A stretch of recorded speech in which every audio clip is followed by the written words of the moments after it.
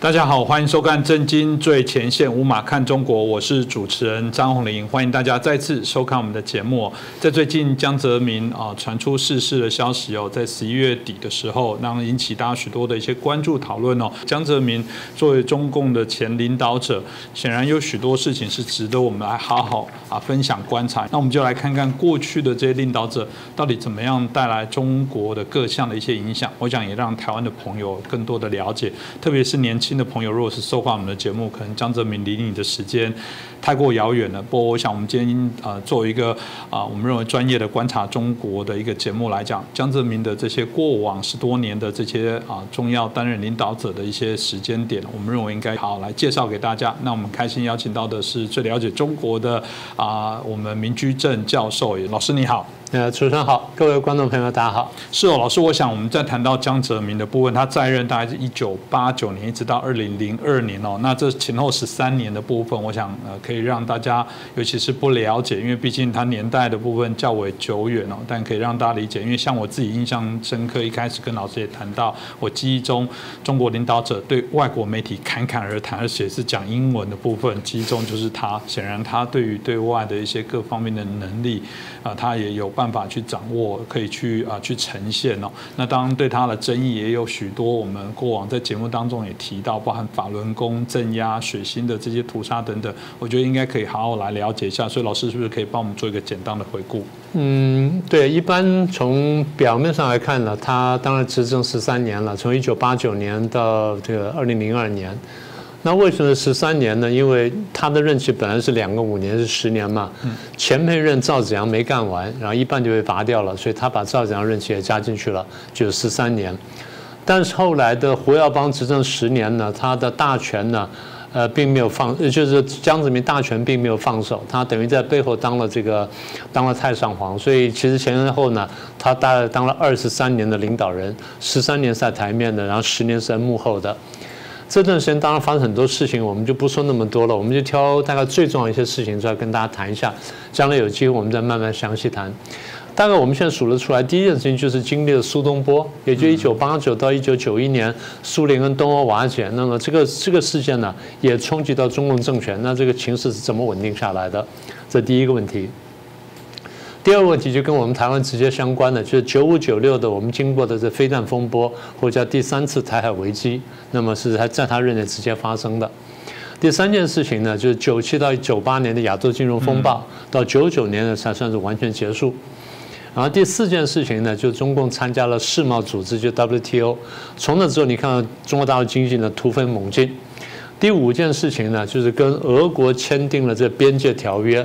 那到现在为止呢，这些有识之士都认为说，在这个条约上面呢，江泽民实质上出卖了中国的领土。那这件事情将来值得后世批判。最后一点就你提到他这个镇压法轮功然后活摘器官的事情，大概就是在他任内呢，反正上下的事情不少呢。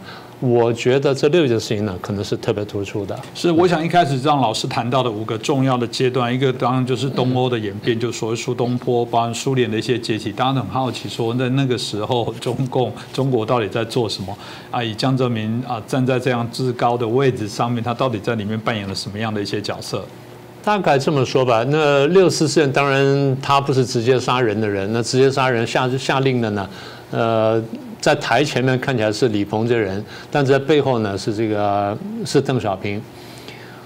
中共的宣传常常讲江泽民是6四事件以后才进北京，也就是在文宣上想把他造成一个干净人，其实不是的。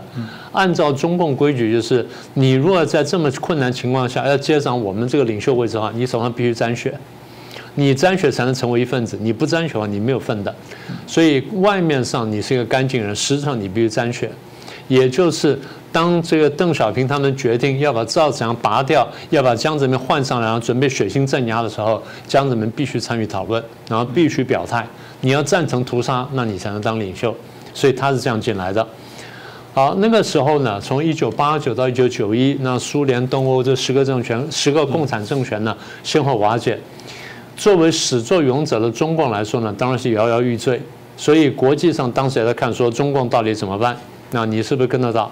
可是你看到那时候国际上大部分的力量呢，都用到东欧跟苏联身上，因为对欧美国家来说，这个的威胁可能更大一些，所以大家极力呢促成那边的变化，反而放松了中国大陆。中国大陆就在这个情况下呢，基本上在国际没有干预情况，除了这个制裁之外，在国际没有大力干预之下呢，他去内部镇压，然后稳住政权。而稳住政权的功劳呢，坦白说不是江泽民，他没有这种声望，也没有这个实力。稳住这个政权的是邓小平。所以如果那时候如果邓小平不是这样的话，那中国已经民主化了。这反正讲起来真是非常吊诡。对江泽民来说呢，是在邓小平的软意之下，然后被邓小平亲手从上海拔过来到北京干总书记，接下了赵子阳的位置。然后他是在邓小平手底下干儿皇帝，但邓小平也非常清楚，这儿皇帝我得保着他，因为我不保着他，这个人撑不住政权的话，那我们全完蛋。所以我也必须保他。那怎么保他呢？我帮他扫清路障，他来做这个总书记，从上海过来，他在北京的权威是不够的，我帮他建立权威。怎么建立呢？你要什么人，我帮你提拔什么人。你不要什么人，我帮你清除什么人，所以我帮你这个等于说是扫除一切的障碍，然后慢慢帮你建立起你的威信来。用中共的话来说，就是这个牵着手扶上马，然后送一程。这话讲得很直接，很直白了。那么也就是，如果没有邓小平的强力扶持的话，江泽民是站不住的。而江泽民到了北京之后，我记得我们也讲过。他对于改革呢，当时是没有信心，然后也不敢推，因为在对他的这个粗浅认识来说，前面一个胡耀邦，后面一个赵紫阳，两个人认真推改革就下台了。那我现在被拔到这边来了，所以我不能干什么事儿，所以干了2、3年呢，没有什么动静，邓小平也急了。邓小平意思就是，政治上我要抓紧，经济上你要继续向前改革，但他没看懂。就逼得邓小平没办法呢，跑到深圳去一个南巡讲话，这样才把它搞通。哦，好，我要去改革，所以这样他才稳住脚跟。所以在这件事情上，你说他有什么贡献？他们说没什么贡献，他真的是捡现成的。是哦，但另外一个部分就是对台湾比较攸关影响的部分，是1995、96第3次的台海危机。现在大家在之前节目都谈到最新的台海危机，所以老师是不是谈一下？大家也好奇说，那时候江泽民又扮演什么样的角色？哦，那时候台湾移民人不少哦，那我记得非常清楚，很多人真的就是吓到了，买了第一班的机票就跑到这个机场去排队，然后就整个出去，然后股票也大跌10几20天，然后这个房价也下跌，就我只是没赶上罢了。讲回江泽民这个事情呢，刚刚他不是讲他无功上位嘛？他是因为胡耀邦、赵紫阳先后倒台，然后这个邓小平没办法，就把他拔过来了。拔过来之后，你看呢，这个当时中共打下的江山呢，第一，这个改革开放，邓小平的功劳；然后这个稳定局面，64州局面，邓小平功劳；然后即将收回香港跟澳门，邓小平功劳。你江泽民呢，没有任何功劳而坐上这个位置，你所凭借就是在上海呢，当时爆发学生运动啦，跟世界经济导报的时候，你处理的比较明快一。所以邓小平看中这点呢，把他拔过来，他自己心里有数，因为在6次屠杀这件事情上面，或者把这个赵紫阳斗倒这件事情上面，李鹏的功劳是大得多的啊，不管你把它叫做功劳还是什么，至少他出力比较大。然后什么李行明啊、陈锡同这些人都有份。那好，那现在问题是，你江泽民等于是跟他们相比呢，你是无功上位嘛？那人家李鹏干了这么多年总理，理论上他应该去接总书记，就他没让他接，就你跑来接，所以他心里晓得说他心虚的，心虚要坐的位置，你就要想办法得分。那问题是刚刚讲的经济，然后是这邓小平的外交，邓小平的收回香港，邓小平的稳定局，邓小平的，那我能干什么事情呢？我除了说现在不断的收拢人心之后，我能干什么呢？所以我必须找个地方来得分。他找到什么地方得分呢？找到两岸关系得分。所以95年的时候呢，推出一个江8点，江8点就是对台湾开出条件，就第3点希望说台湾来谈判，然后能够达成某种协议，双方在一个框架下面，然后能够和平共处等等。简单说就是开出表面非常宽厚的条件，引诱来台湾来谈判。台湾当时坦白说是有点心动的，因为在考虑当时情形，说这事情可能应该可以做等等。可李登辉有别的想法，李登辉想说，是不是我也利用这个难得机会呢，我拓展台湾的国际空间，让从外面来保证台湾呢？所以李登辉一方面跟江泽民在谈这件事情，另外一方面呢又跟美国谈访问的事情，就是美国出手能让李登辉先去，所以李登辉先去访问了康乃尔。那么实质上呢，这个江拔点所提出的谈判呢，基本上就吹掉了。所以江泽民等于说是被刷了一记耳光，但这耳光呢是表面上看来是李登辉刷的，那实际上是美国刷的。但他也晓得我不能对美国发脾气，所以只好对台湾发脾气。那么对台湾呢采取报复行动。中共每次是这样子，跟美国闹不愉快的时候就拿台湾来出气。所以我常常讲，拿台湾当棋子来玩美国，这话呢我一点都没有说错。那现在很多人看不懂，说啊是因为美国搞了，所以中共才搞台湾，你完全是搞错因果关系。你仔细看看，就是中共跟美国过不去了，然后觉得从美国那边被羞辱了，或者说吃了排头了，然后就拿台湾出去打美国，一直是这样。那这次也是如此。所以95、96的第3次台海风波和台海危机，或我们叫做飞弹危机呢，就在这情况下出来的。中共那边呢觉得受了气了，所以对台湾呢进行飞弹演习，然后进行海空各种演习。那么也就是美国强力介入，当时克林顿总统强力介入，派了航空母舰来了台湾，然后最后呢稳定了局势，那台海局面才慢慢稳定下来。所以江泽民呢在这边也是扮演了一个相对被动的角色。前面呢想骗台湾去谈判没有成功，那后面被美国刷了耳光，最后呢拿台湾出气，然后呢灰溜溜的过去了。所以你要说他什么贡献吗？坦白说并看不出来。真的吗？因为在1997、98，就老师刚刚谈到的亚洲金融风暴，就我们所知道，中国应该相对在那次的风暴受伤是较小，有人说法是也可以称作是全身而退。那这还不是江泽民的功劳吗？是真的是全身而退。相对其他国家来说，你看看马来西亚啦，然后印尼啊，这都被打得很惨了。然后香港一度也被打得蛮惨的，然后台湾也差点受到波及。如果不是徐远东先生的团队这么厉害的这个回应的话，台湾当时会受到很大冲击。是相对来说，中国大陆基本是全身而退。这个功劳严格说来，真的不能算到他头上。大家都知道江泽民是一个技术官僚出身，然后在这个一机部工作过，然后这个那时候到了上海之后，其实准备退休了，那时候已经62、63岁了，然后准备退休了，就没想到晴天霹雳爆发了这个6·4事件，然后更没想到晴天霹雳就是把赵长弄上去之后呢，邓小平居然考虑把他拉到北京来，所以他到了北京之后，我们前面都讲说他就很害怕，所以不敢去推动改革嘛。那么最后就邓小平这样讲了，他才去改，那也不是他去推的。简单说就是总理朱镕基呢开始推，这个前面是李鹏，然后后来是朱镕基呢开始推动。97、98的金融风暴呢，那还真是朱镕基的功劳，还真的不是江泽民功劳。朱镕基呢是右派出身，然后自己苦读，然后这个钻研经济学，最后呢居然自学成才。然后一步步回到中国共产党里面来，然后原来是清华高材生嘛，然后逐步回到中国党里面来，然后从基层干部这样一路这样上来，最后呢干到总理。这个人毕竟是一个相对共产党里面来说呢是一个比较务实的人，然后对经济比较有专业，所以看的问题看得比较懂。他手底下有一些能人了，有一些经济学家，然后他有一些智囊团，那有一些我还是认得的。所以他们当时谈到，就是面对这种国际炒家这样恶意炒作，你能怎么办？所以就说那必须强力反应，因为如果不强力反应的话，你稍微示弱的话，那一下这个露出空档了，人家攻进来就很危险。当时攻的第一站我记得很清楚是香港，所以当时不是放出说国际炒家要就进攻香港的股汇市这个传言嘛？所以香港就当时跟这个朱镕基求救，朱镕基二话不说。我先给你200亿美元，这不够，我中央再来补贴。这个打这种国际金融战呢，或打这种国际炒家，你钱不一定要到位。你说我要给，那国际炒家就判断说，他真给的话，我怎么办？我打不打得动？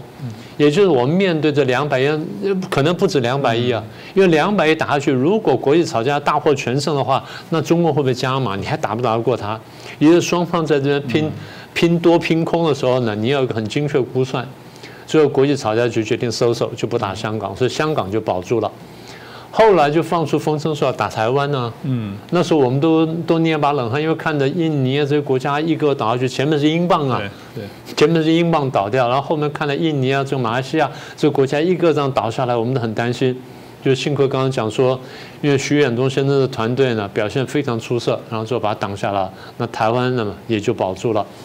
所以在这个过程当中呢，你可以看出来，江泽民他本身不懂经济，那如果不是说那个经济的团队或者总理的团队的话，他过不去的。所以相对来说呢，这件事情他真的是因人成事了。当然，另外一个部分，老师也提到有一件重要的事情，在2002的时候，中国因为加入了 WTO 就世贸组织之后，才开始经济整个往上跳跃。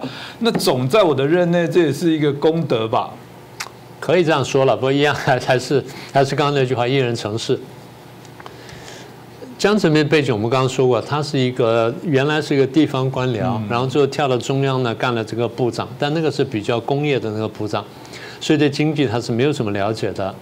然后到了上海之后呢，他基本上是在政治上的那些掌控的比较好。上海的经济的发展，当时坦白说也不是他的功劳，他那唯一就是说就是他没有去干涉经济发展。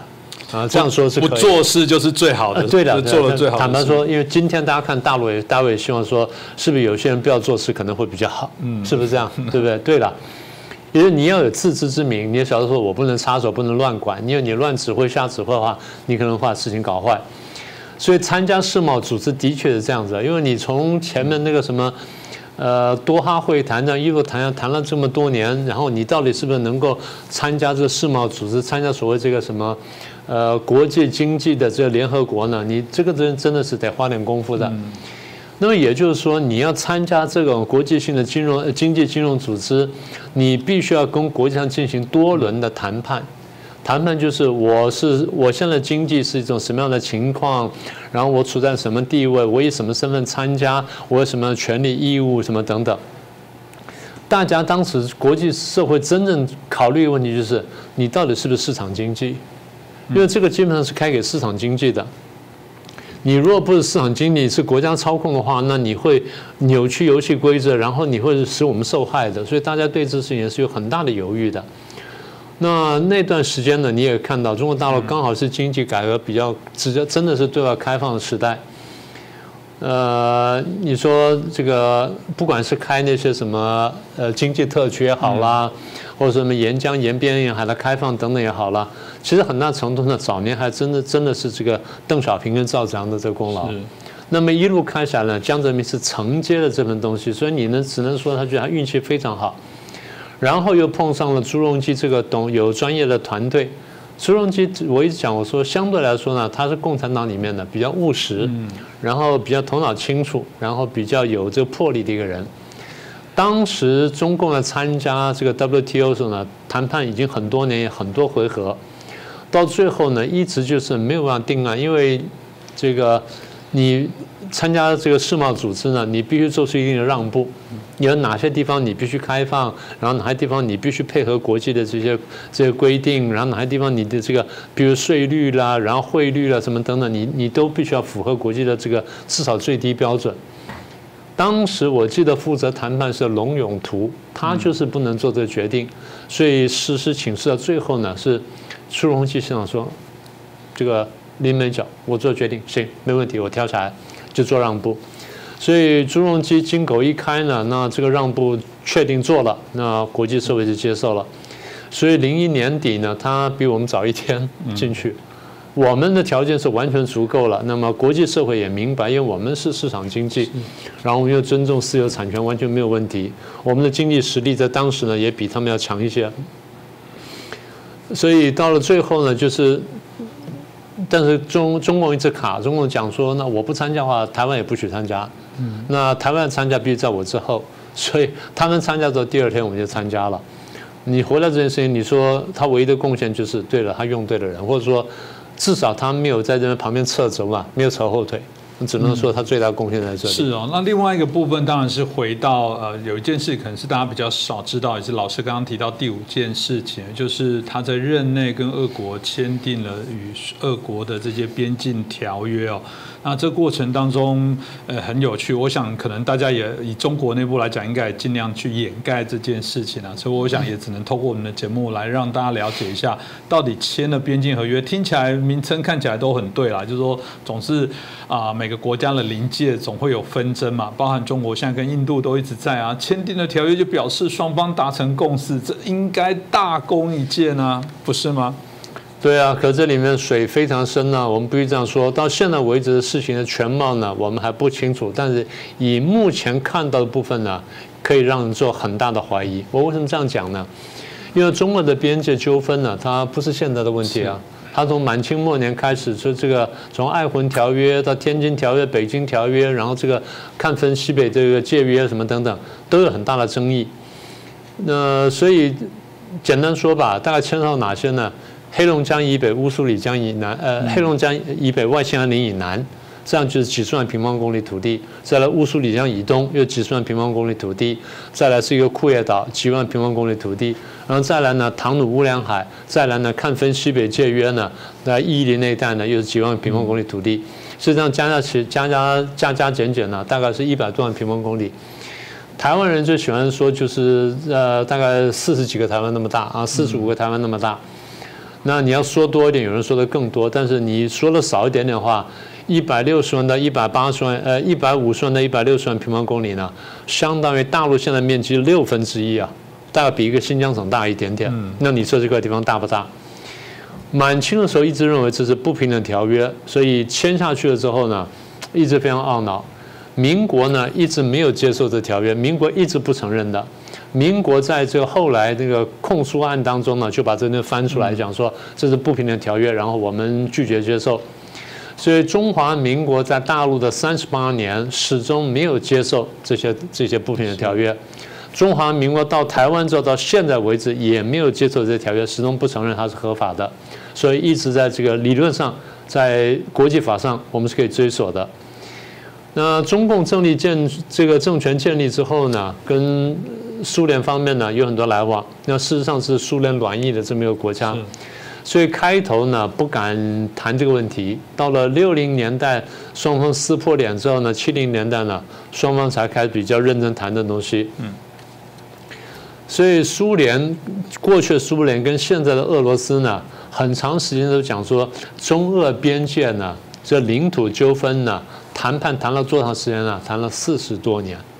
你现在倒算回去，就是1970年代末到1980年代初啊，双方开始谈到现在。好，那中间当然有很多来来回回，有很多争议。然后，但是呢，在1991年，也就是江泽民上台这个不久呢，就跟俄国方面呢，就初步草签了一些东西。草签东西呢，后来我们才看到，但是当时呢都不清楚的。然后草签东西呢，双方回去要经过内部的审核。俄国那边呢就经过杜马，也就是他们的这个国会的审核。中国这边呢，人大呢最后没有看到全文。人大事实上是2、3份这个文件，这个东西啊题目很大。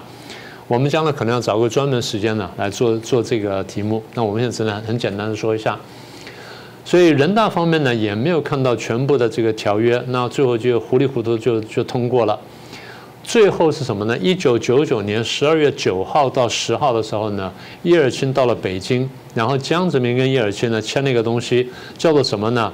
中华人民共和国政府和俄罗斯联邦政府关于中俄国界线东西两段的叙述议定书。很长的名字，但简单说就是两国边界叙述议定书。这议定书呢，基本上承认了刚刚前面讲的爱魂条约、天津条约、北京条约跟什么西部这看分界约等等，基本上承认的东西。也就是民国到现在111年，是111年以来，中华民国没有接受的这些不承认这些不平等条约呢，他一口气全部承认了。那人大会议就我所知，就是到前几年呢，这大概是几份条约，大概最主要是2份，一个是东段，一个西段。都只看到一份，有一份呢始终没有看到，所以这件事情就讳莫如深，也就是大家有很多的争议。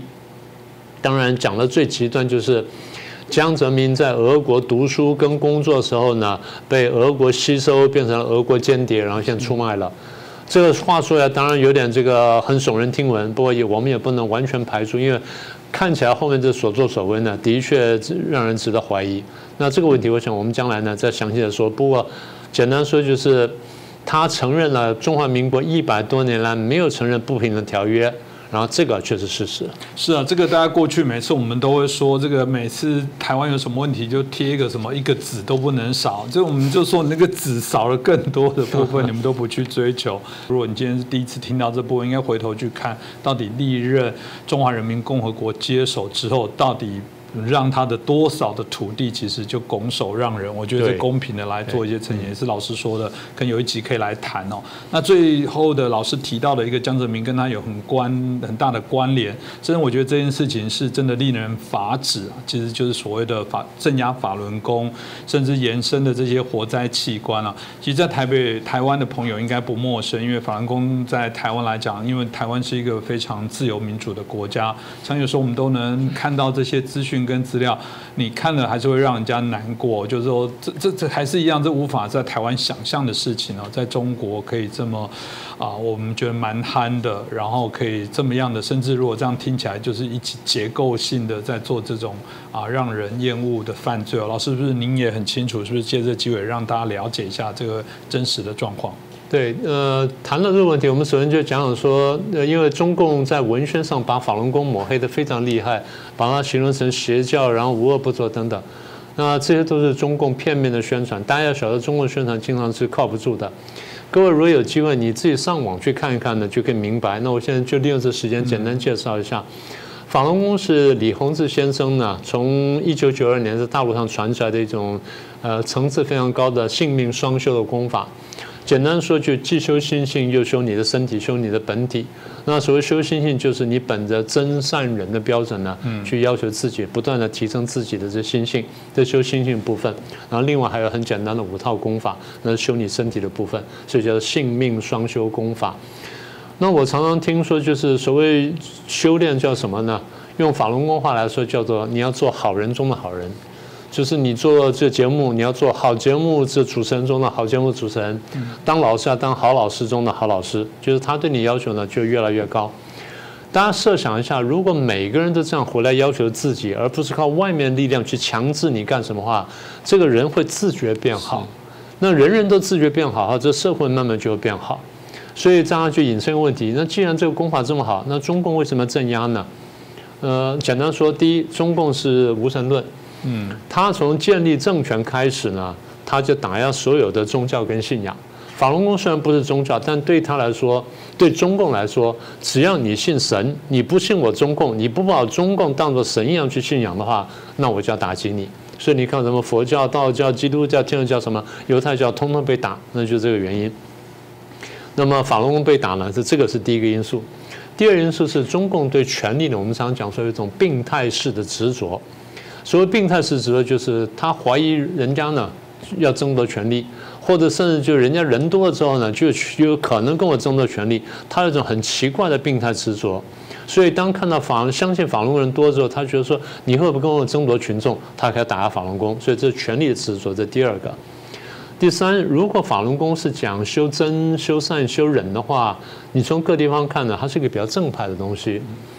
那如果你去打击个正派东西，那不就恰巧说明你是个邪的东西吗？中共对党员的要求看起来像个宗教式的要求，或者黑道式的要求。所以呢，这个就是讲说一正邪一邪呢，这地方就分得很清楚了。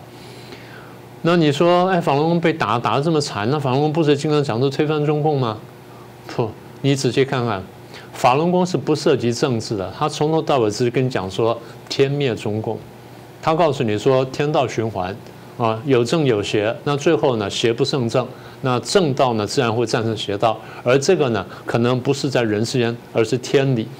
所以法轮功的学员呢，基本上就是用本着真善人嘛，我们刚才说本着真善人这个精神呢去回应，所以他们所作所为呢，大概4个字可以讲完，就讲清真相。讲清什么真相呢？第一，你说法轮功邪教，我告诉你，真正法轮功是什么，绝对不像中共所宣传那样。第二呢，中共在隐瞒他打击法轮功跟迫害法轮功事实，所以我告诉你他怎么迫害法轮功。然后第三呢，我要讲清楚，中共产党到底是什么？他自己讲说我是伟大、光荣、正确的，但其实不是，它是一个不折不扣的这个很邪门的东西。那我把这个告诉你，所以大概走到今天呢，虽然迫害20几年了，法轮功并没有被打倒，并没有像中共想象中这样几个月之内就把你全部打垮了。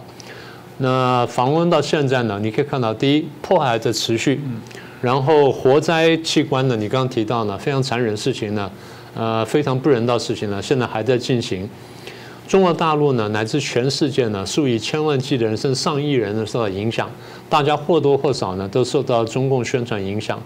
所以常常我们讲说，你脑袋里装了好的东西，你就好人；你脑袋里面装了坏的东西，就是坏人。当你误信了中共的宣传，以为法轮功是坏的东西的时候，从而你鄙视法轮功，或者说唾弃法轮功的时候呢，那你是不是也沾染了坏的东西？所以法轮功学员就想说，我希望说能够端正视听，让你明白，让你从心理上呢变成好人。所以我们结论就是，法轮功虽然不涉及政治，但因为中共用这种政治力量这样去打击呢，在社会上呢已经形成了这种其实很明确的是非善恶的这论断，大家都晓得说法轮功是冤枉受害的。所以从中共政局发展来看呢，大概我们可以这样讲吧。法轮功虽然无异于政治，但是它的确是中共未来政治发展上的一个未爆弹。那这弹怎么爆呢？或者爆跟不爆呢？其实也在最后中共的一念之间吧。是哦，这我想今天透过节目，老师也比较清楚的把江泽民的这些在过往我们谈到，必须要有一些他的一些定位所做的事情，让大家理解一下。老师刚刚谈到法轮功松期，我就很有感受。我记得曾经有一个朋友在聊天，因为他到中国经商，他说不是老师刚刚只提到他们无神论，无神论另外一个反应就是也无鬼论。你可以想象这个国家连鬼都不怕，不怕有鬼，不知道什么叫报应，什么叫轮回跟循环，他才会做出活摘器官的事，因为他觉得没有这回事，不用怕。你可以想象他的整个政府的体制在培养的不是朝良善正道的方式，他告诉你不用怕，没有神，没有神代表也没有鬼，因为没有鬼，他可以为恶作恶多端，他可以杀人见血，都觉得没有什么，这只是单纯的所谓的力量势力的拉拔，也对他来说，从没有想到这些人晚上会来跟他索命哦。这样的民族怎么不可怕？原来真的，我必须说，原来中国的人民是在这样的氛围长大的吗？我必须说，在中共统治底下，现在他们不止无神也无鬼啊！当你想到要跟这群人打交道，你怎么会不寒而栗哦？所以今天很谢谢徐正老师也很清楚，让我们透过江泽民也可以了解整个中国发展的这段期间的一些过程，让大家可以做一个参考。来，再次感谢老师，也感谢大家的收看。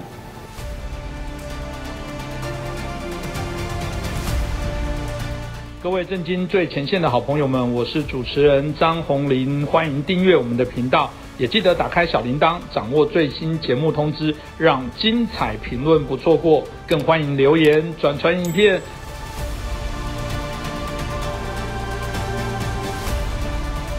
大家好，欢迎收看《震惊最前线》，无马看中国，我是主持人张宏林，欢迎大家再次收看我们的节目哦。台湾的台商，我一直觉得它是一个蛮好啊，从台商来看两岸之间互相交往的过程哦，因为整个两岸的一些关系走到最后的部分，台商其实扮演一个非常重要的一个感测器哦，他们对于两岸的氛围会是一个最敏感的人哦。如果讲春江水暖鸭先知，那只鸭子显然就是台商哦，对于这些感测哦。那在1988年，我们看到中国发布了这有关鼓励台湾投资的规定之后，大概时隔2年，开始台湾就兴起一股西进的这些投资风潮哦。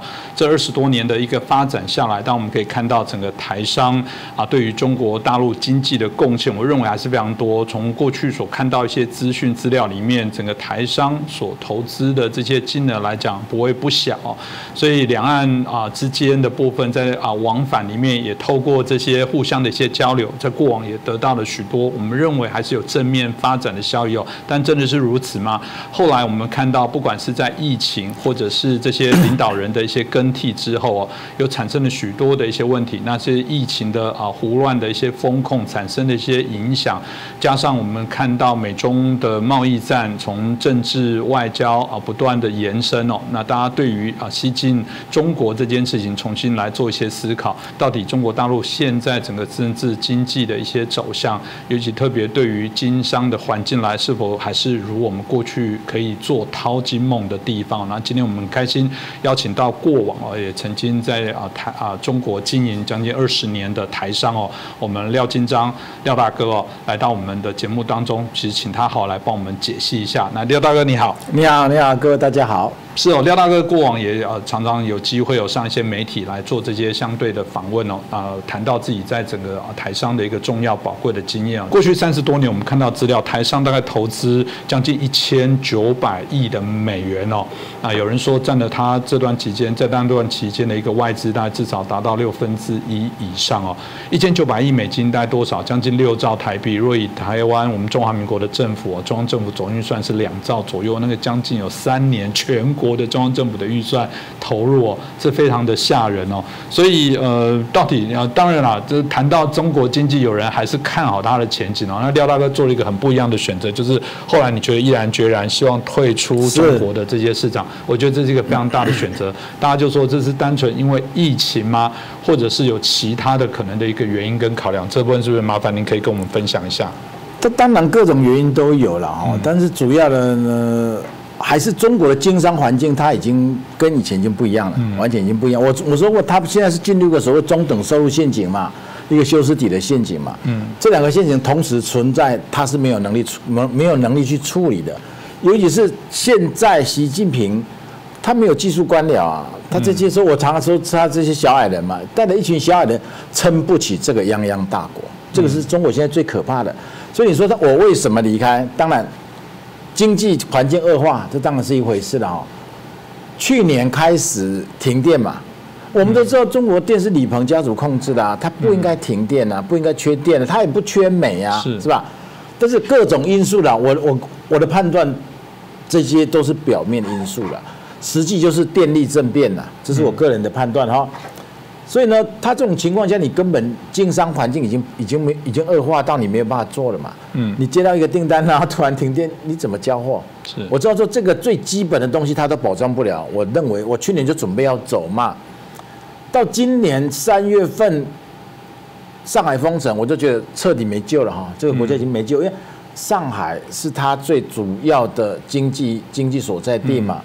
你上海一封，整个中国。经济整个瞬间就冻结，这个大家都很清楚。而且上海港外几千艘船是要进口跟出口全部都冻结了。所以我们那个时候感觉到说整个经济瞬间冻结了所以我3月份就觉得不走不行了。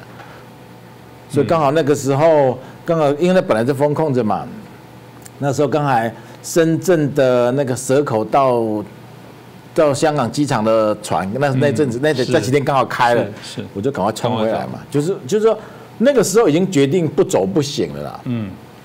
所以我本来是大陆工厂是想把它处理掉嘛，但是你是这种状况下是处理不了了。所以没办法，我就把它先承包给朋友，承包就是租了就储备给朋友嘛。本来也做得好好的，然后我不是回台湾之后就开始做自媒体嘛。我在 YouTube 上有一个叫塔山之春我自己的油管嘛，然后我就在上面骂习近平嘛，还有我做几个采访，我都骂了习近平3天后就把我的工厂给封掉了，所以我说习近平是很小气的你不能骂他，他拿我没办法，他就把我封了，也就是说，这样一个人治的社会，其实就我们在台湾，你看这最近大选嘛，是吧？蔡英文多少人骂成怎样没事嘛，所以。台湾永远不要用自己的角度去看中国了这样所以我说你不了解中国人，不要再进中国了就你看不到的事情都会把你搞死了是的，所以其实这个部分，我想大家也会都很好奇哦。刚刚这个廖大哥也提到了，这个后来回来，因为他们就做了一些紧缩，大家就很好奇，那你的那些在中国大陆的那些资产呢，到底现在的状况如何？如果有很多经商的朋友，应该想听你的经验哦，可能也可以给我们许多人来做一些参考跟建议哦。这部分是不是可以分享一下？我是个失败例子，不要学我哦，真的，因为我那个时候是真的是义愤填膺就跑回来了嘛，所以跑回来其实。就是很多朋友问我说啊，你骂习近平你不怕吗？我说我没想过害怕这个事，因为这是我的国家嘛，所以我没想过害怕啦。那之前是因为工厂要卖，但是疫情之后就再也卖不掉了嘛，所以我们就一直在那边流连啊，就想回来不是，不想回来不是，这到最后我们做下了决定嘛，是吧？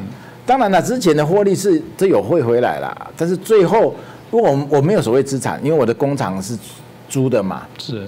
工厂是工厂租，然后就是这个生意机器种种的就承包给别人嘛，然后不是被封掉就没了，是，他是把你彻底封掉了，所以就没有了，所以也没有什么好会不会的问题了哈，因为已经没有了。中国曾经是一个两位数成长的，大家都很清楚嘛。我说中国经济已经垮了，它是已经垮了，不是要垮。以我的朋友。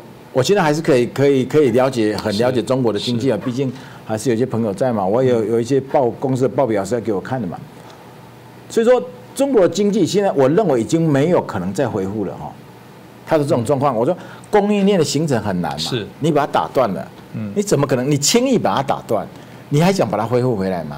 是吧？你的采购商不可能再下单给你啊，他为什么要下单给你呢？客户下单给你，他是有他们的计划，大家都很清楚嘛，是吧？什么时候下单，什么时候出货，什么时候上架，什么时候做促销，一系列的嘛。你突然没有前兆，突然断货，采购商比你还更严重，他损失比你更大。所以说他们在这个时候只有下定决心到东南亚、到印度去采购了嘛。这个是不会再回来了哈，他没有理由再回来。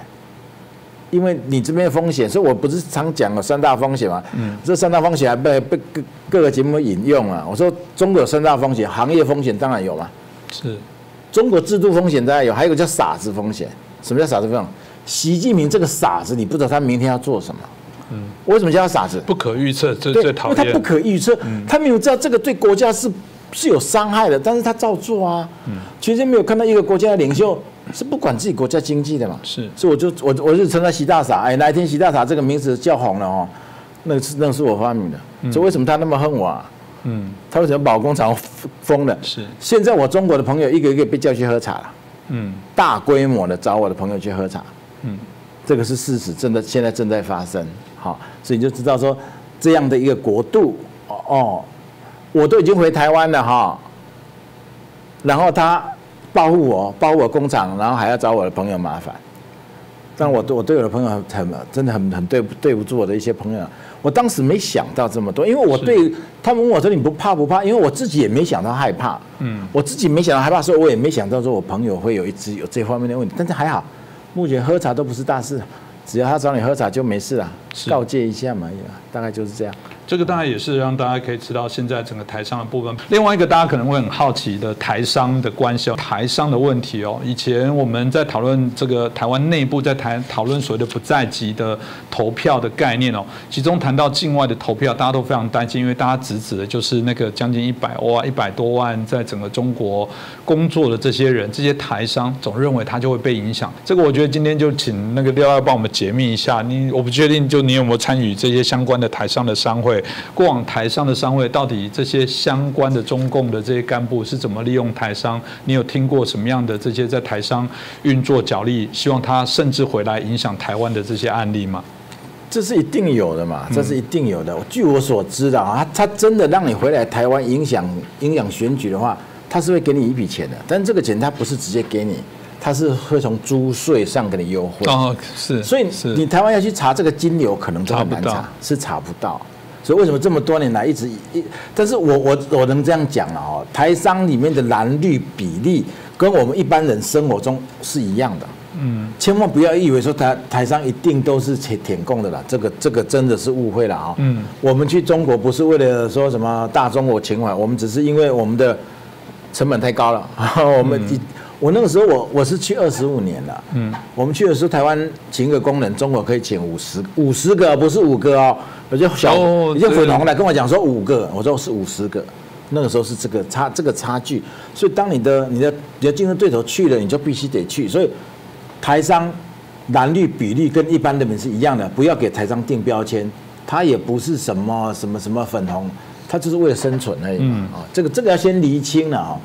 所以在中国，你们说什么不在籍投票，在中国那是绝对行不通的啦，绝对行不通。中国想尽办法要介入你台湾的政治啦，他想尽办法你怎么可以给他这个机会呢？如果你的信是你的不在籍投票是用邮寄投票的话，是我跟你保证，他每一封信都给你检查过。你没有投他要的人，他是不会让你寄出去的。不要给他任何机会去控制到你。所以我们一直想办法，所以我从来没有参加过台商协会，就是这样台商协会是基本上都是他们管控的嘛，甚至他还给一些台商政治任务。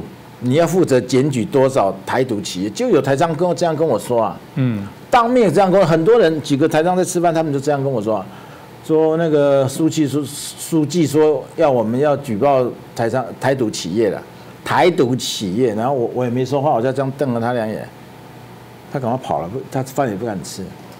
我说其实我们都知道这些事，但是你没办法，你脚踩人家的地，头顶人家天了，所以。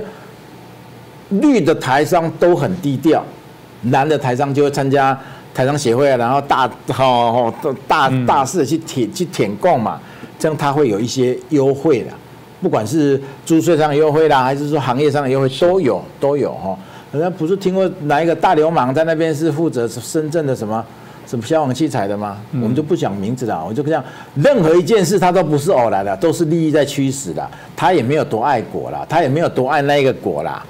我只能跟你讲，台湾这个国他不爱了，他去爱大陆那个国，你信吗？大哥，你信吗？是，我也不信啊。所以这个一定是利益在这边折冲嘛。所以说，台湾人在这边，在台湾跟在中国的态度是不一样的所有的言行、态度、举止啊，逻辑都是不一样的。所以你如果看到台湾怎么样，你台湾人，其实你要先去理解他的立场。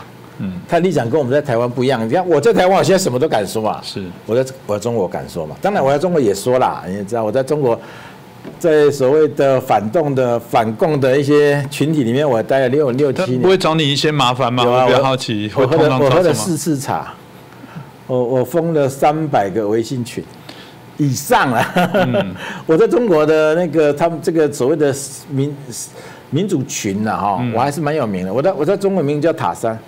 就是那个什么，那个网名叫塔山。是，如果你有朋友在中国民主群混过的话，应该都认识我了。因为我这些年真的做了很多事，所谓的传播真相嘛我不是要跟你共产党作对，我就是看不惯你这样的行为。一样的政策，你是完全为了你共产党执政能够执政下去，它不像我们民主国家的，我们每个政策是为人民嘛。你今天一个政策晚上。100个电视节目再给你评价，对，你敢乱来嘛？这就是我们的价值。但是我们突然觉得，这个国家怎么是这个样子呢？任何一个事情都是为了权贵，为了他们共产党执政，然后呢，对人民呢，就是欺负人民啊。因为他不把你压榨你的权利，我得不到嘛。你要说均富的社会好嘛？好在哪里？每一个人都。我有钱，你也有钱啊，我也很好啊，大家都想啊。我不会去抢你的，我也不希望去欺负你啊。大家都有钱嘛，是他们那个国家不是嘛？钱是有限的嘛，你要有钱就是把他打趴嘛，把他钱抢过来，所以这个就是一个所谓集权国家，它本来他们的生存法则就是这样。是，不是说习近平有多坏啦，因为他们每个人都这么坏了。当时胡锦涛，大家看得出来，胡锦涛好像很温和，对不对？所以我都很庆幸习近平上台的。如果胡锦涛这样能继续做下去，台湾人全部被他骗光了。那个时候我们不是也很相信他们吗？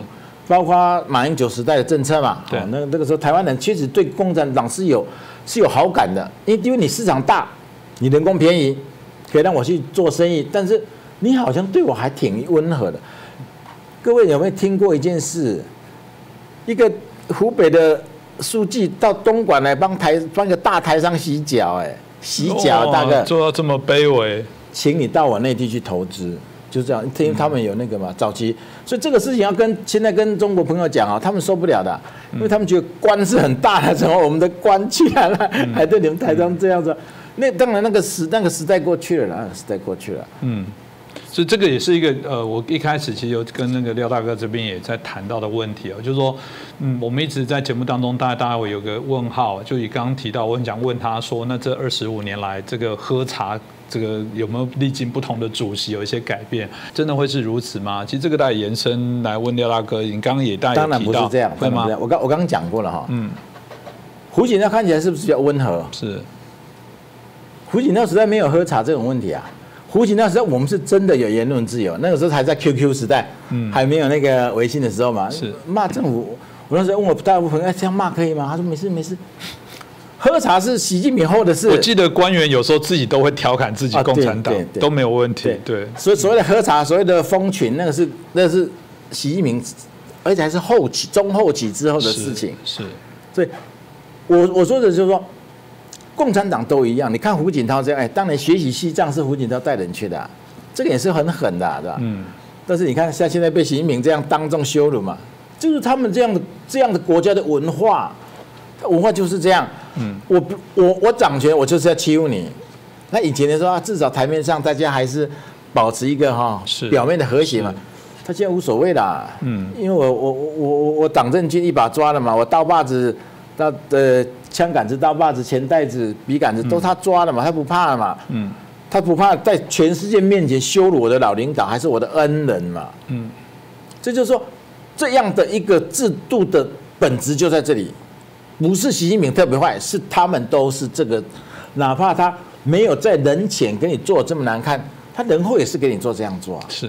并不奇怪啦，如果你在中国待久，你会觉得这个动作看起来还是一个本质啊。这个当然也是我们过去一直在谈到，就是中国共产党的这些本质，在我们很多的观众朋友还是一样认为这不是一个良善的政党。其实我们最近看到富士康、郑州产，当然因为薪资啊等等，人民开始对于自我的一些习惯要求，加上这个疫情风控的一些乱象哦，导致许多人忍不住来抗议，包含白纸革命这些部分都是哦，所以有人就在探讨说，那是不是就此哦，这种所谓的富士康可以代表一个所谓的中国模式的一些破产？你该怎么看到这样的一个状况？很多人一直没有看懂富士康它现在到底怎么回事了哈。它因为以中共的风控能力，各位要知道河南啦，河南是五毛跟粉红的重灾区，什么意思？这个地方是特别相信共产党那一套的，就是所谓的我们讲过的毛粉嘛哈。是。然后呢，为什么政府这么用力的在帮你？这个东西说，这个叫中央跟地方不一样。他今天本来我说嘛，一个河南这个五毛重灾区，他要管控是很容易的，为什么放开了？为什么控制不住了？中央要跟你共同富裕嘛。习近平共同富裕是他的国策啊，他当然要找你台湾最大的台商郭台铭动手啊！你们都知道，把最大那个打掉，你们一般人就乖乖啦，是吧？那其他的电子五哥当然比郭台铭小嘛，他们就所以说。这个一开始是中央的意思，但为什么地方政府一直在帮你帮你招工人啊，帮你干嘛的？地方政府不能失去富士康，因为富士康占郑州 GDP 的70%嘛，这个应该很多人都知道。所以，但是你没有把很多人知道这个事，但没有把它连结在一起。是，所以其实你给它厘清了，并没有矛盾呐，并矛盾。共产党是这样，富士康走了 ，GDP 降下来了。你市长还是得该杀头哦，该丢乌纱帽该丢丝帽，不会说这是我习近平让你这样做的，所以啊，你的 GDP 降下来没事啊，所以他们要拼命的自保，拼命的自保之下，所以我又看到了一件事，在他这么多人拼命自保之下，很可能郭台铭看到了一个机会，他想干嘛？他想反击共产党。你要把我搞死嘛？你要跟我共同富裕嘛？我有机会跟你函扣一下，台湾话叫函扣，就是说反击一下嘛。否则我认为这个事情不会发生了，因为这个东西富士康要处理这个事没有那么难，没有那么难，是不是？为什么搞得让它暴动，然后它货出不出去，你要赔偿大量的金额啊，是，而且是影响到苹果的商誉哦。现在人家开始觉得原来你苹果的工厂在中国是个血案工厂啊，以前都说血案工厂，但是没有证据，听说而已嘛。这就看现在民众都出来抗议了，这个是大事的，逃命啊什么的，坐实了你苹果手机用了一个富士康这种血汗工厂，这种伤害会很深很深。苹果的品牌受到伤害，富士康的商誉也受到伤害，而且他实质还要赔款。他为什么会为了这么一点点说3000块就3000块？你承认人家3000就让人家3000嘛？他也不是说不给，他说怎么要3月份之后才给。他做这个小动作干嘛？当然我这样讲，可能郭台铭会找我麻烦。你怎么把我的心里的话讲出来了？我就是在函扣共产党，是吧？你要我死，我也要我临死之前我也要什么叫中国叫蹦他一下，是不是？我是比较觉得这比较合理的，因为你怎么看都不合理嘛。这个这么多年来，全中国这么多工厂都没有发生，就你们家有疫情吗？就你们家不可收拾吗？况且你地方政府也是请全力在帮你富士康，怎么可能会闹出这种事情？不，如果这件事情的延伸比较好奇，就是因为总是有人号召响应，假设用廖大哥这样的这个说法，其他人会来响应吗？这个风潮会继续延烧吗？现在已经延烧开了，现在已经几乎每个城市，其实我们不知道而已哈，我们知道几个大城市嘛，10几个大城市都有了，实际上大小城市都有了，所以也就是说。这个台商有可能在这一波，那个上次电子五哥那位华硕不是出来骂得很凶吗？台商在中国那么大的投资，他敢出来骂，他已经豁出去了。当然他有没有那个雄心说好，那就大家就来玩一次哦，帮助中国的民主化的进程，我也吹把力。我不知道他们有没有这样的一个胸怀了哈。但是。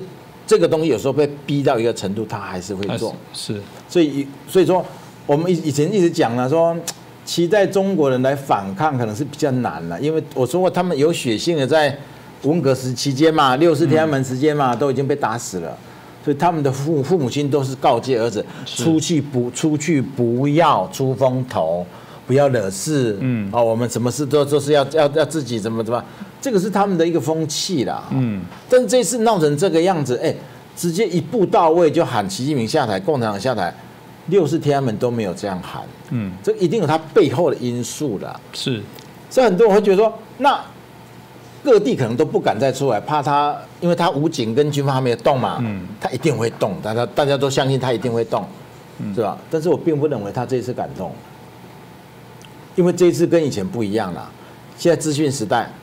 还有，我常讲北上广深那么富丽堂皇建筑里面住的都是中产阶级。什么叫中产阶级？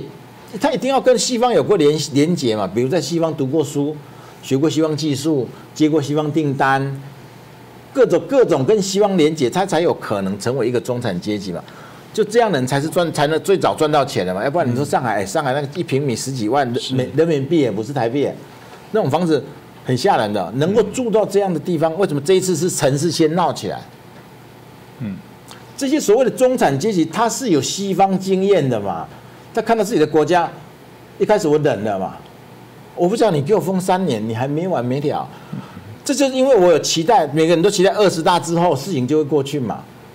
本来没有期待，可能还可以继续当奴隶，你知道？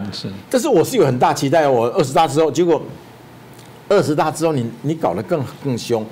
所以这次应该是没有什么组织，我看是没有什么组织啊。可能就是压力锅到了时间点就掀开了，所有人都被你压到受不了，所以是同时爆开了嘛。但这一次大部分还是年轻人，看得出来说是年轻人嘛。所以我说中产阶级他是人，他不是猪，是吧？你把他压到一个程度，他总会反抗的。所以我最近一直在各个平台嘛，各个平台讲这句话嘛，我们这一代人活够了啦，真的活够了，该由我们这一代来承担了，不要让孩子去承担了，是不是？我真的觉得啊，这把年纪了就再燃烧一次嘛，你抢到前面去，你孩子冲到前面去了，你也要冲上去啊，否则你在军队出来，你的小孩就又被一锅端，你愿意吗？真的中国的男人，中年，真的都活够了啦。这次革命哪有不流血的啊？你不流血就是你儿子流血啊，是吧？这个是我在各个平台常讲这个事情了。这个机会千载难逢千载难逢是吧？这个机会你都错过了，恐怕下一次不知道什么时候了。而且未来你的小孩受的苦会更多了，是吧？你愿意把你的这个奴隶的身份光荣的传给你的儿子吗？我是不愿意啦。所以我为什么回台湾要来宣传这些事情？我专程回来就是为了我说过我余生就此反共嘛，就做这个事嘛。这个大概是我想我们大家很敬佩一下我们这个廖大哥廖建章大哥，因为毕竟台商我们刚刚提到了这个，有时候还是觉得钱能赚还是尽量赚嘛，干嘛这时候找自己跟钱过意不去？我觉得廖大哥就很标准的，就是我就是跟钱过意不去。不过他刚刚后面提的，我想大家可以感受到了，就是我觉得我们自己听了也很感动，就是说人到一辈子。总是我们讲马斯洛的需求层级理论，你到自我实现了，就说你都满足之后，人生到底我要给自己怎么定位？那他刚才提到了，这年轻人未来还有大好的前程，你可能就是那个机会，大家愿不愿意为这件事情来做一点努力啦？这个回过头再谈到台湾哦，您曾经也对外也说过，说其实你不怕台海的战争，你比较怕的就是内部的问题哦。这些说法的一些观点，为什么会有这样的一些角度？共产党70年来哪一天不想打你？习近平现在做梦也想打你啊！问题他有没有能力打你啊？他以前不敢打你，纯粹是担心美国会不会介入嘛。但是那时候美国是战略模糊，他都没敢打了。现在美国战略清晰，日本战略清晰，北约也战略清晰，德国、日本、英国各国大家都警告中共，从来没有这种事啊！台湾什么时候受过这种待遇？应该从来没有受过这种待遇。但这个事情它真的发生了，它真的发生了哈。共产党没有能力单独来面对这么多国家。我本来怕美国来帮你，不敢打你。现在美国确定要帮你了，还拉了一群朋友来帮你，我怎么可能去打你？况且解放军有没有作战力，习近平比谁都清楚了。我听过中国的朋友，他们真的是军方出来的，他这样私下跟我说了，别担心了，连以上都没有作战力了。我说这话怎么说？还有连以上的官位都是买的，人家是来发财的，谁跟你打仗？我是来赚钱的，这个打仗是要拿命来拼的，是吧？所以这个跟他的本来跟他的需求就是一个过节嘛。习近平以为真的，他以为升了几个上将，然后军中就他自己控制了，你觉得可能吗？军中讲伦理耶，你把本来这个中将升到上将，好，那他本来他上面这些人。受得了吗？不是把这个你下面那个人升到上将，然后整个军中都被他控制了，真不是这样，好不好？所以第一，军中的贪污，全世界最厉害、最严重，比俄罗斯还严重。其次，习近平一个根本没有军方背景的人，突然要掌控军方，他的做法其实很蠢，就是升几个上将上来。我不认为他真的控制的就是军方。我不认为他今天下令要打台湾，军方会把枪往哪里打？这个我跟你讲，大家都还很难说。这个不是我说的哈，我不是学军事的，我不懂。但是我真的听过很多中国朋友跟我讲，我说我这些年比较在中国有在记录一些民主政治，是。所以我在中国这6年来，每个月都有好几波人来从北方来找我了。其实他们都是很高阶的知识分子，他们只是苦于没有地方发声，你知道？所以听到我敢这样说，他就很来跟我聊一聊啊，就发泄一下的。所以我真的知道的东西比很多人都多了。我不愿意讲，是因为我不愿意让朋友收到那个啦。是。所以说哪一天我那个朋友都老去了之后哈，我真的有很多东西我可以讲，我真的有很多东西可以讲。中国人真的没有你想的这样。而且一胎化之后都是妈宝啊。那上次不是说是送到那个中印边界吗？全部都在哭吗？这个是正常的，这个是真的发生了，是吧？所以他们认为00后没有男人啊，就为什么现在中国结婚率比台湾还低，你们知道为什么？生活不容易嘛。然后男人越来越软弱，他已经撑不起一个男人的责任了，所以他不敢娶妻生子啊。男人要有雄性荷尔蒙才敢结婚生子，因为他要扛起这个责任嘛。是，所以我说，一个连结婚生子都不敢的民主，你说他要来跟你发动战争？所以我跟你讲，我说中国没有战力，我可以从很多方面去分析啦。所以台湾人不要害怕，不要讲说什么什么选了民进党就要上战场。我跟各位讲，真的战争也打不到陆军啦，是不是？现在形态，如果打到陆军，你大概就是空军跟海军打废了嘛，是不是？但是你觉得台湾的空军会打废吗？是吧？我们台湾的那个武器现在演化到什么程度？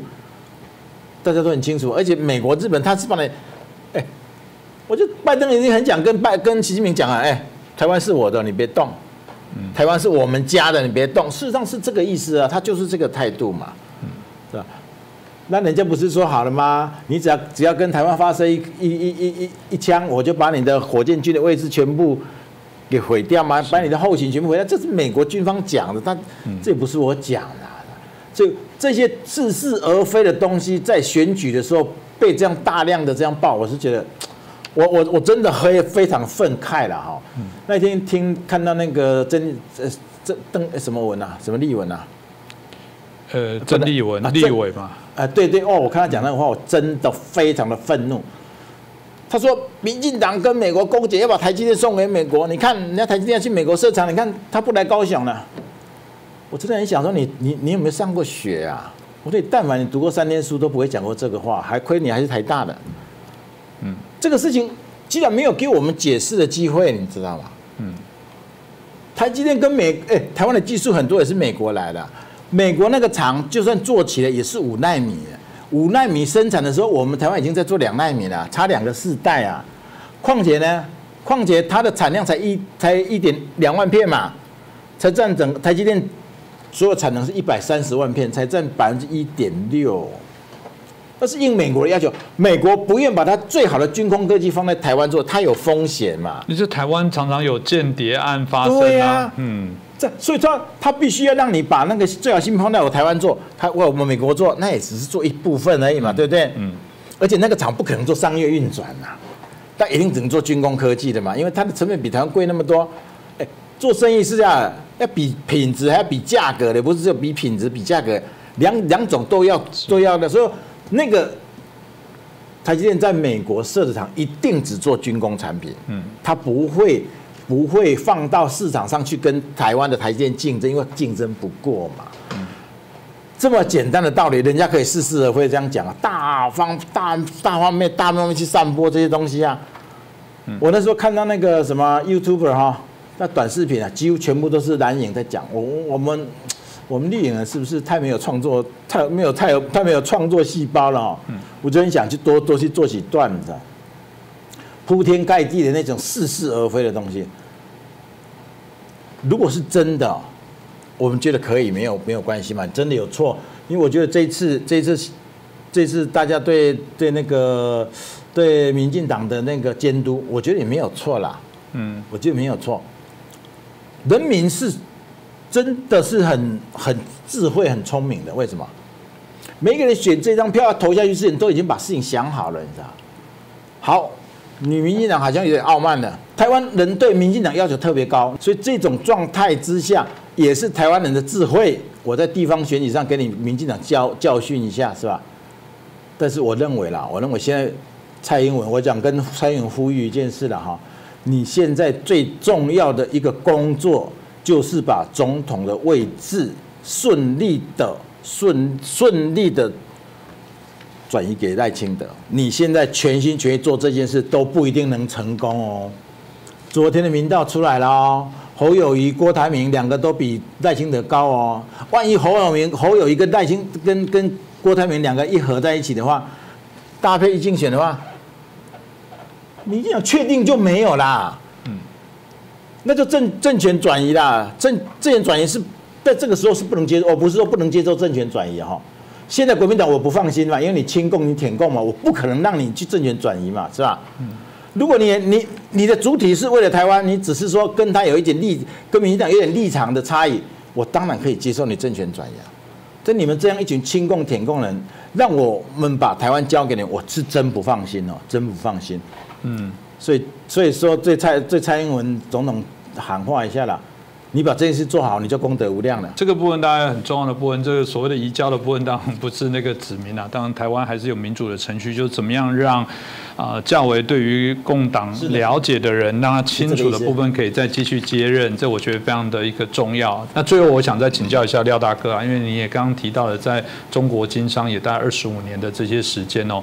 必定我相信很多人哪怕是看了这节目，还是有那个没有办法，我还是必须要留在这个中国，为自己的不管什么原因来做奋斗，所以那些还是必须要留下来的，你有没有什么样的建议？那当然啦，有点犹豫，他现在可能心里还在有点挣扎，要不要这个像你一样勇敢哦？这部分是不是也有给他们的一些建议的一些想法，是不是可以分享一下？我跟很多台湾朋友讲过了，但是我跟你讲，人是不见棺材不掉泪了。他们一般都在中国买了房子啦，他可能工厂也是买的，其实要处理真的没那么快。没有处理之前，现在也不好处理，现在你房子也卖不动了，大家都知道嘛，中国房地产其实崩了，但是中国人用了全世界最厉害的一招，我们都没想过的哈。房地产价格崩了，他就不让你买卖。就永远在最高点，对，永远都在这里。他是这一套没错。聪明的方法。他现在你要去银行贷款是贷不了的，所以说因为没有成交嘛，所以你永远成交价永远在最高那一点啊。因为一跌下来，全国就完蛋了嘛。他们那个，我就讲这几十年，他们没有赚那么多钱啊。就是弄，就是我们两个都很穷啊，很简单，对不对？我们两个各有一个手机，我们两个把这个手机炒成一个100万，那我们就变成有钱人了。就是我拥有一个100万的资产。对，其实没有，这是虚的嘛。所以我这个讲，这几十年来，其实共产党中国有赚那么多钱吗？然后全国那个什么，其实真没有，那时候炒出来的嘛。所以这种情况之下，台湾人其实你的房地产说真心话啦，你也拿不到了啦。不如你先回来。如果以后中国有更好的发展，有民主化之后。你那个房子还在吗？但人要先安全留着。战争一开始我就问说，我中国这些朋友啊，战争一开始人家不把你抓起来当人质，人家还让你正常去上班吗？一定会认为战争开起来你就是敌人的，你有可能就是谍报员嘛，你可能是谍报员。对，我们民主国家都会这样想啊，集权国家不会这样想。好，就算政府不抓你，人民就把你打死啊。中国人。内心的狭隘，你又不是不知道，是吧？战争一开起来，这里有个台湾人打死他，一定正常了。我跟你讲，这个是一定会发生，一定会发生。所以台湾人还是走吧，还是走吧。我也知道你舍不得，因为我也舍不得，要不然不会到今年才回来了。所以很多人不要骂说台商怎么样了，你一辈子的心血，你真的放不下了。实在不是说真的看到这么明显的迹象了哈。这个讯号太明确了，但是很多人还是没看到。没看到那个苦果，你要自己吞了。我都跟我认识的人该讲的都讲过了。你如果还不回来，那个苦果你要自己吞了啦。这个当然也是我们今天很开心邀请到我们这个台商廖金章大哥，也是把他自己从商的一些经验，跟后来为什么他愿意放弃了他在中国经商的部分再回来。刚刚提到他基本上也是一个经营的非常出色的一些商人，可是显然有一些人生重要不一样的一些选择。过去我们看到美国的这个之前的这个独立宣言的起草者之一就也提到了，他说这个人民害怕政府，那就是暴政。如果当政府害怕人民，那个地方就是自由。我们当然希望每个地方都是呈现人民自由的一些状态哦。那今天再次谢谢我们廖大哥当然也感谢大家收看。如果喜欢我们这期节目，也恳请大家可以帮我们转传、按赞、分享。如果您想留言对廖大哥还有其他的一些问题，也欢迎您可以留言。我们下次有机会还可以再邀请他来上我们的一些节目。那再一次感谢廖大哥，也感谢大家的收看。好，谢谢各位，谢谢。